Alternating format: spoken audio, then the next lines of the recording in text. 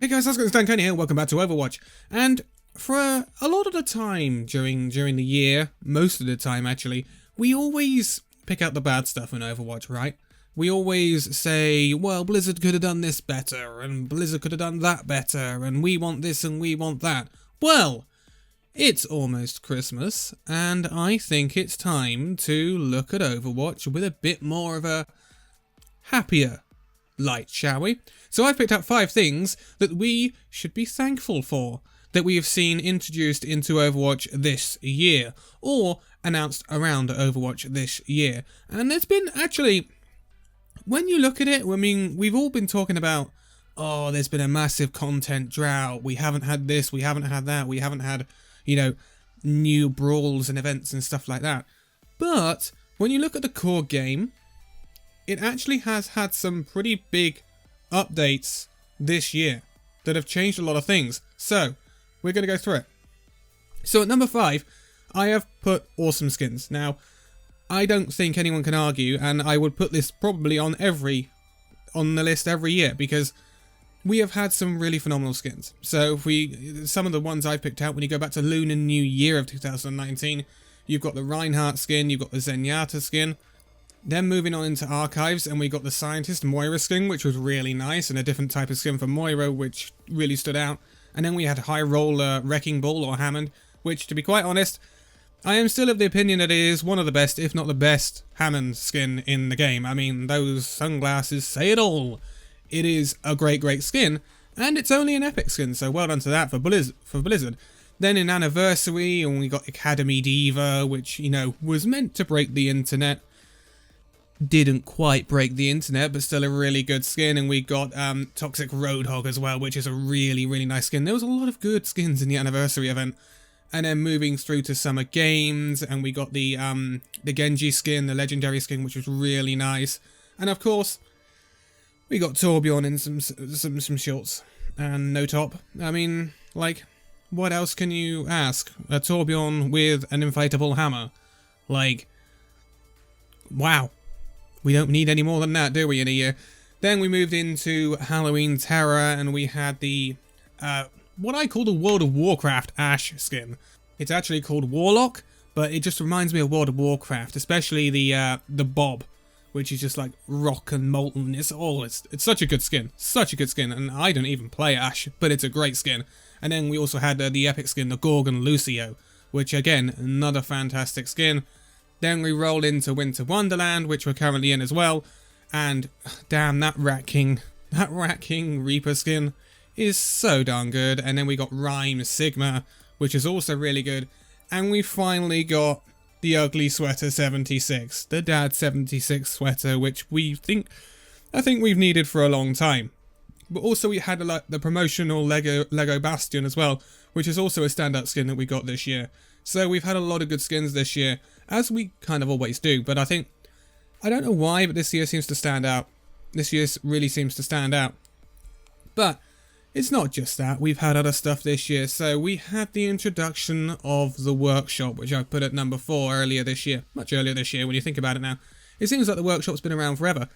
But the workshop was a big shift in the way Blizzard kind of allowed us to tinker with the game, right? Because this allows us to create our own scripts. It allows people like Darwin and PMAJellies to create this awesome, awesome stuff. There's tons of people working in the workshop to create really incredible stuff, and stuff that can actually benefit you in-game. When you look at some of these aim trainers now, you're not just, and especially with the release of what we'll talk about a little bit later, but with the training range now being unlocked for workshop and for multiplayer, it's unlocked, like, we can update the training range ourselves, or we can create our own training ranges that are more effective at warming us up for competitive, at improving us at the game.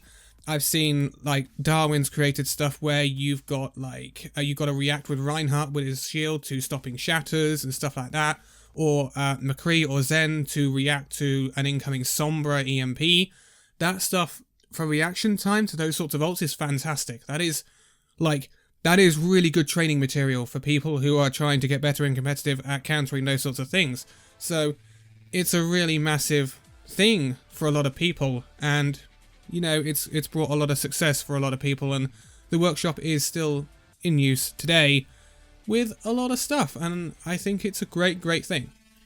So at number 3, and it's kind of low down the list, and that's because it's not coming anytime soon in my opinion, but we did get the announcement obviously at BlizzCon of Overwatch 2.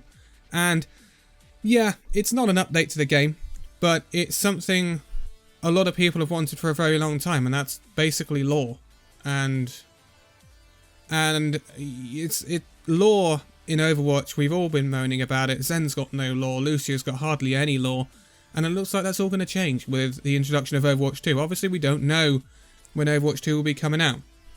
I could be sat here in a year's time doing another list like this and saying, hey, the Overwatch 2 announcements that we've had this year, because it still might be announcements and no game released, but Overwatch 2 feels like a new threshold for Overwatch. It's going to be a big rejig of things, and the thing I look forward to the most with Overwatch 2, and what I'm so thankful for, is when I go in and play Overwatch at the moment, I play Overwatch competitive until I tilt, and then I stop playing Overwatch.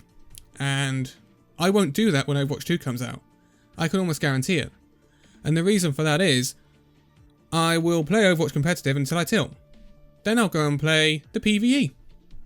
And that is great. That is fantastic. Because I don't play things like Deathmatch because, well, those modes are not in the best of states. That's for another video though. But I am very thankful. I think we're all thankful for the Overwatch 2 announcement. I know we haven't had any concrete release date or anything like that, but a final answer to what Blizzard have been spending all their time on is welcomed by everyone, I think. And Overwatch 2, I think, is generally welcomed by everyone. Is there anyone who doesn't like Overwatch 2? Or the updates to the UI or anything?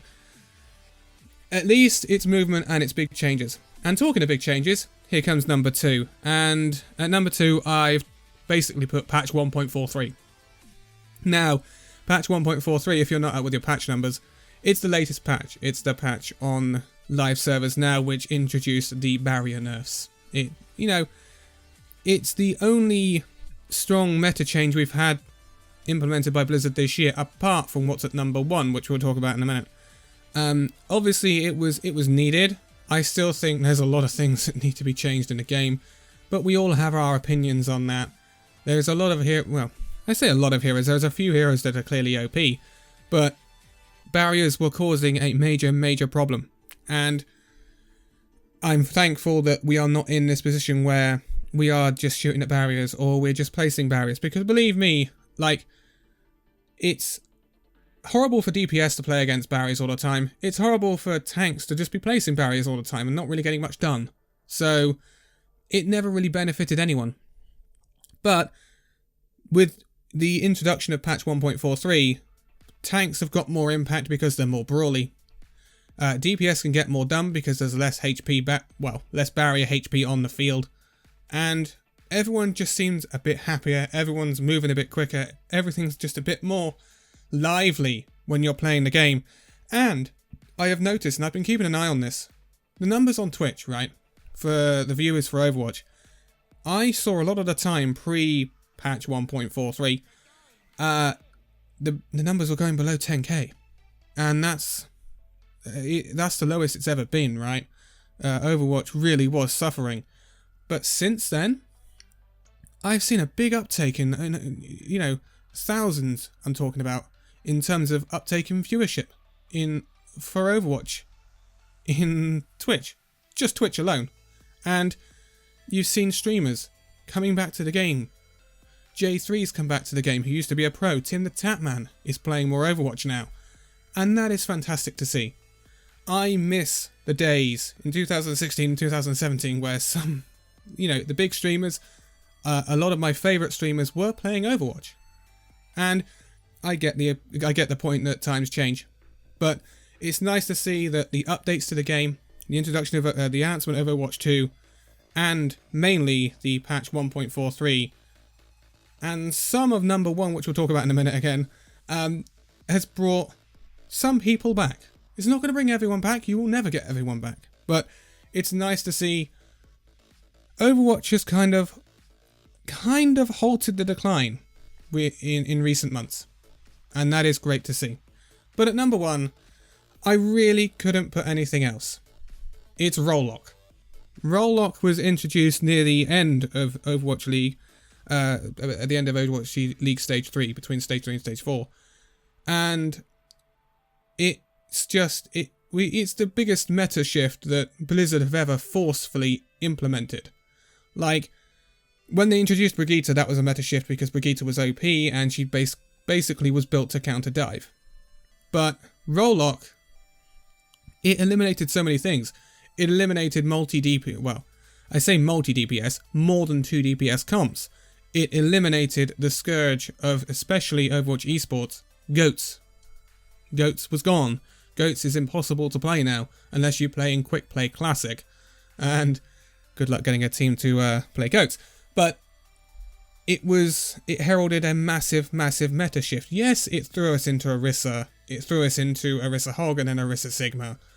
But it's still, you know, there's still issues. I mean, people moan about the DPS queue and all that. But with patch 1.43, which we were talking about just now, they introduced while you wait. So you can play games while you wait in a competitive queue, which is great. And something I think we've needed for a long time.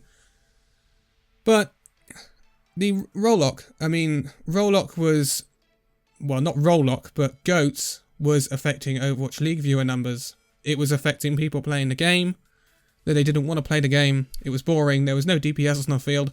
You've got a category in front of you with the most heroes in it. None of them were being played because you were playing Brigitte, Lucio, Zen, D.Va, Zarya, and Reinhardt. And it's not the best look. And Rowlock allowed DPS to come back in until all these barriers turned up. But again, that was fixed as well. So it shows that Blizzard is listening. Rowlock didn't come without its issues. You know, I am a plat tank. I placed in Masters in the Roll Q beta. Yeah, it came with its own issues. But it made a massive difference. It made a massive difference. And I think it's been... I think Rowlock and Update 1.43, or Patch 1.43, have been big saviours of the game. Because I don't think, if they had not come in, I think we would be looking at a dead game. I'm not even joking. We would be looking at serious issues. And Overwatch 2 will hopefully, if it comes out next year, be that next big swing.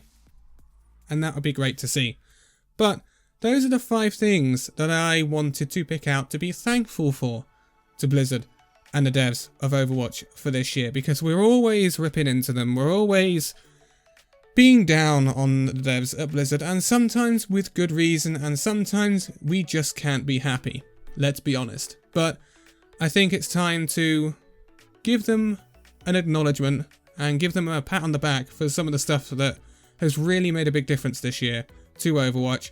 And hopefully, I know they're going dark for Overwatch 2 and stuff like that, but hopefully next year we can push on further, and when Overwatch 2 comes out, I hope we can all band together and the game can rejuvenate further. Shall we make that a New Year's resolution, shall we? Anyway, I'm going to leave it here. So thank you guys so much for watching this video. If you liked it, give it a like, subscribe if you're new, and I will see you in the next video. See you then.